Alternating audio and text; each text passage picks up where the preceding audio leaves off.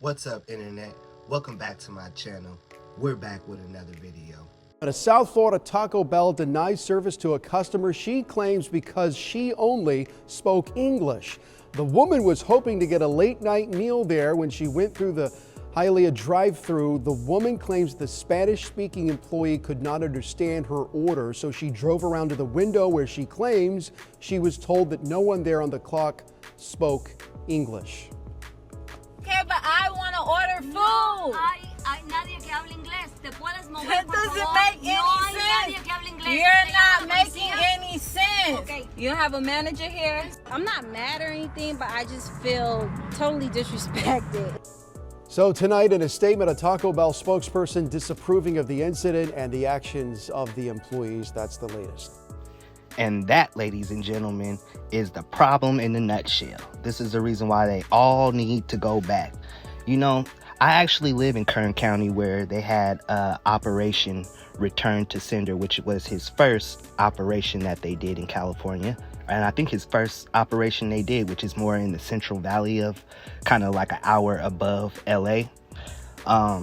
Now, growing up, I grew up around Hispanic people all my life. I had two Hispanic neighbors to my left and my right back in the day in my old neighborhood for like, I want to say like, 7-8 years. And both of them, one of them's name was Francisco. He was a nice guy. He spoke broken English. He was a hard worker. You know, he had 3 kids and a wife that was hooked on drugs. But he would try to talk and speak English and, Americanize himself a little bit, right? Then I had a neighbor to my left, refuses to even learn the word hello. Like he would just smile at you, and then if like he liked you or whatever, he'll try to give you a bag of oranges. I don't know. They're really nice people. They mean well, but this is their biggest problem. They violate our laws by coming here illegally.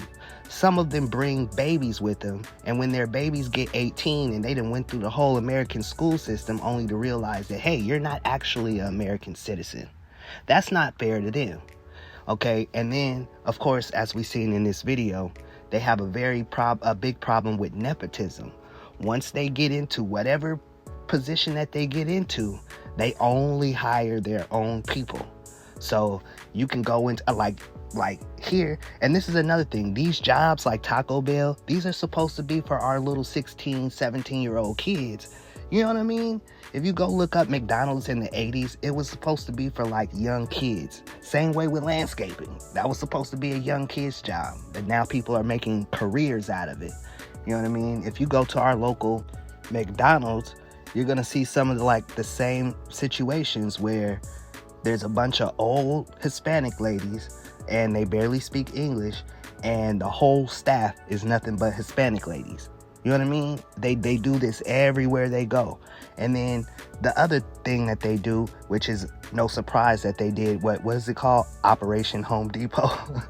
because listen, these people who go get their license for plumbing and electrician and all of this stuff, these people had to go to school and pay money to get their license so they can be a licensed, electrician or whatever the case may be. And then you have these people not only undermining the immigration laws, then coming over here and bringing their kids and screwing their kids over and not telling them that they're not actually American citizens, and causing them to waste a whole lot of portion of their life thinking that they're American citizens. And then also having anchor babies, which causes them to be separated when they do get caught.